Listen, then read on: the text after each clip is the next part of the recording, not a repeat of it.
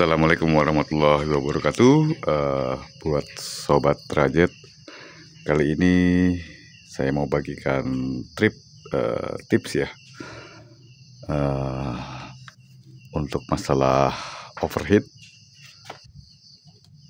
ataupun gejala overheat, atau bisa juga pencegahan ya. Jadi untuk unit Hyundai Trajet ataupun beberapa unit Korea lainnya ya, mungkin secara sistem pendinginannya itu kurang lebih mirip-mirip seperti ini, maka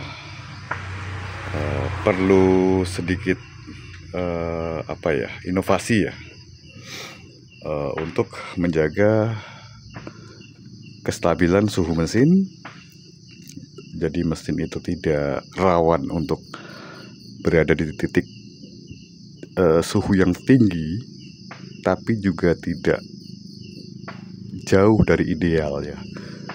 Sehingga kalau di bawah ideal akan terjadi boros BBM ya. Oke, karena ini injeksi, segala sesuatunya dibaca oleh sensor dan diolah oleh ECU ya. Jadi BBM tentu sangat berpengaruh. Suhu tidak boleh di bawah suhu kerja ideal mesin ya, di kisaran 80 sampai 95 ya. Baiklah, untuk Trajet itu sistem pendingin di sini yang akan saya bahas adalah untuk kipas ya, kipas pendingin. Kipasnya ini ada dua, dengan kabel setiap kipas adalah dua ya.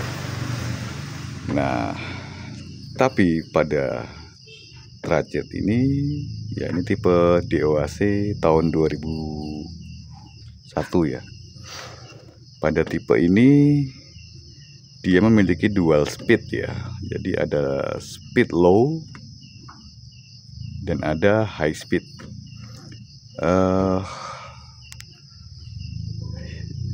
Pada suhu sekitar 95 itu ada penyalaan untuk kipas, dan itu adalah low speed ya, speed rendah. Oke, nah sering yang kami temukan itu untuk Hyundai Trajet, teman-teman yang mungkin khawatir overheat, itu di jumper ya.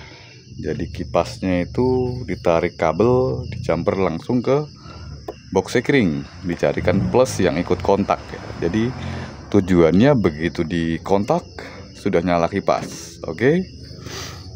Nah, itu bisa saya katakan sedikit kurang tepat ya, dan agak berbahaya gitu. Pertama, suhu kerja akan terlalu dingin. Yang kedua, pada posisi itu kipas juga berada pada low speed ya, low speed ya. Jadi sama saja tidak begitu efektif untuk melakukan pendinginan. Begini ya teman-teman, sebelumnya saya sedikit membahas untuk sistem wiringnya. Jadi sistem wiringnya kalau untuk dual speed yang menggunakan dua kabel ya, jadi ada dua kipas, itu sistemnya seperti ini ya teman-teman. Ini kipas yang sebelah sini ya, ini kipas yang dekat aki ya. Nah gini, kemudian ini plusnya, ini minusnya, ini juga plusnya, dan ini minusnya. Nah, untuk yang dua kabel seperti ini, bagaimana sistem wiringnya? Sistem wiringnya adalah seperti ini teman-teman. Pada saat suhu 95 itu low speed, maka kipas dua ini akan dikoneksikan oleh sistem relay dengan secara seri ya. Seri berarti dikoneksikan seperti ini. Nah, kemudian ini yang datang dari mesin ya. Seperti ini kurang lebih gambarannya. Sehingga apa? Plusnya di sini, minusnya di sini. Jadi sistem dual speed ini tidak bisa untuk satu kipas ya, tetap harus ada minimal 2 bila menggunakan 2 kabel fan-nya itu sendiri. Jadi saat terkoneksi seperti ini, apa yang terjadi? Strom itu akan terbaca setengahnya ya. Jadi 12 volt, 12 atau 14 ya, itu akan terbaca sekitar 6-7 volt kalau kita ukur pada kaki ini pada suhu 95 ya. Jadi itu low speed. Nah, karena dia terbagi untuk mengangkat 2 kipas secara seri seperti ini. Nah, nanti pada saat high speed baru dia akan terhubung paralel secara oleh relay ya. Jadi sistem relaynya seperti itu. Yang membuat low dan high adalah koneksi sistem relay. Nah, ini yang terjadi kalau kita melakukan jumper pada salah satu kipas, kita tarik plusnya, kita beri langsung ke aki lah atau ke kontak on. Maka ini akan terjadi hidup low speed ya. Nah, ini yang saya sebut tadi kurang efektif ya. Oke, jadi bagaimana solusinya yang benar?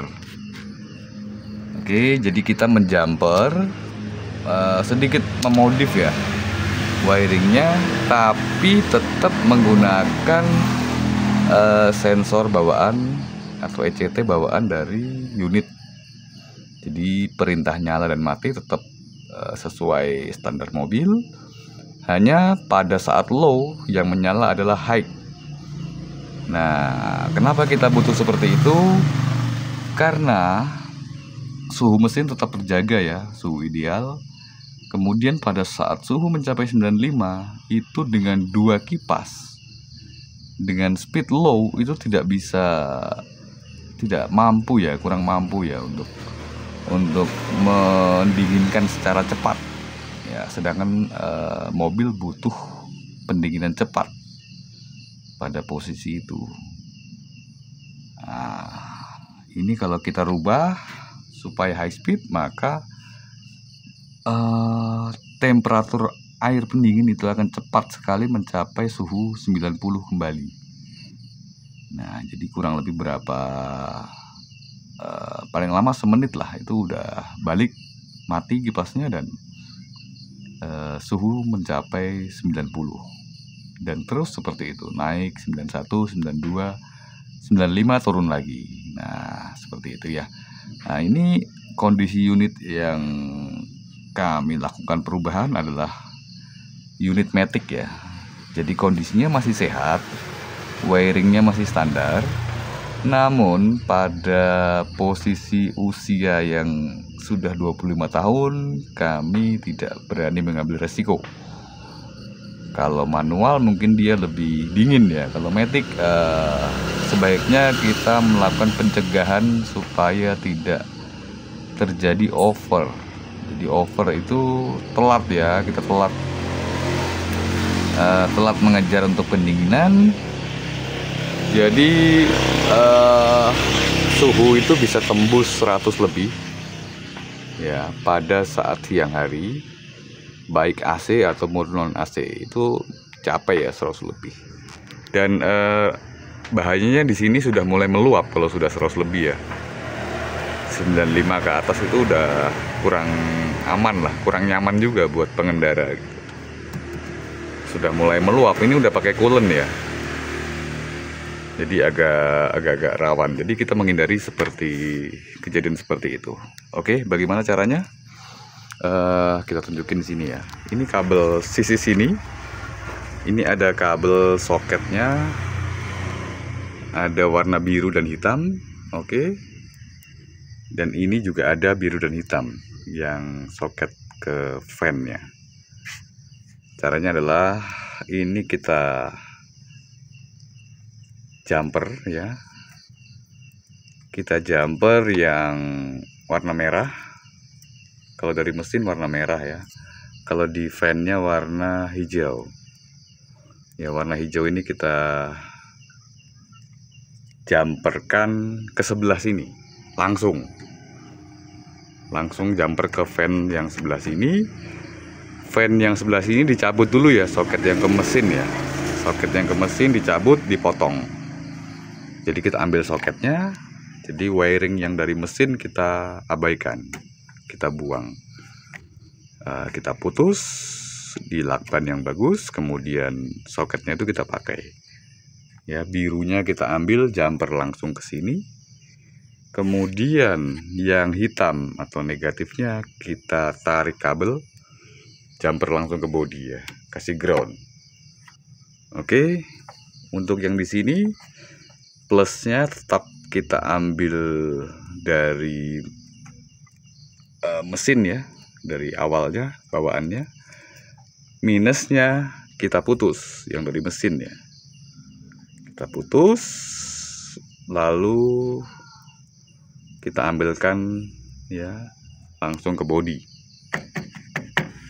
Oke, hanya seperti itu aja. Maka yang terjadi nanti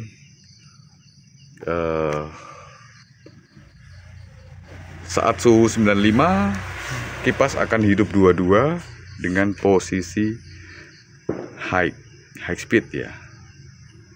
Oke, dan seperti ini. Kekurangannya adalah kalau kita nyalain AC, kipas tidak langsung nyala. Oke, kipas ini tidak ikut nyala. Kalau kita mau ikutin nyala kipasnya ini, maka kita harus menambahkan satu lagi sistem relay nantinya. Nah, relay ini kita ambilkan ya. Kita ambilkan perintah dari kompresor ya. Jadi saat kompresor nyala, nanti relay ini akan mengalirkan positif ke sini ya, ke sistem kipas. Seperti itu. Kalau mau lebih aman lagi, jadi yang dua kipas ini kita buat untuk pendinginan mesin, khususkan. Lalu kita menambah lagi 2 atau 1 extra fan untuk AC. Ya, kebetulan pada unit ini sudah ada extra fan-nya 1 di sebelah sini. Sehingga kita memang untuk AC kita on, yang nyala adalah kipas di sini. Kipas yang 2 di belakang tidak ikut ya, tidak ikut nyala. Dan itu saya rasa cukup baik, karena kalau pas pada posisi suhu masih dingin, di suhu 60 misalnya kita jalan terus kita AC, kita nyalain AC, maka ini dua-dua ikut nyala langsung yang belakang ya. Suhu mesin akan cenderung dingin ya, dan itu sulit mencapai ideal. Bensin akan boros. Kurang lebih seperti itu pertimbangannya. Jadi kalau memang kita nggak punya extra fan depan, ya oke lah kita nyalain yang belakang juga gitu terpaksa. Tapi baiknya ya kita beliin lah extra fan. Cari yang bodi besi 10 in ya paling enggak. Jangan yang 12. Pakai 10 in, boleh 1, boleh tambah 2. Nah, seperti itu, maka insya Allah derajatnya akan lebih terjaga dari resiko overheat. Karena kita kalau sering jalan jauh, kita nggak pernah tahu ada selang yang mungkin terutama bagian belakang itu udah mulai tua misalnya. Kalau saat suhu 100 lebih itu rawan banget ya, ada selang yang pecah, sobek di tengah jalan. Kalau suhu masih di bawah 100, masih 95 ke bawah, insya Allah akan lebih safety buat kita harian walaupun siang panas dan luar kota. Oke, mungkin itu aja tips yang dapat kami bagikan. Sekian dulu. Wassalamualaikum warahmatullahi wabarakatuh.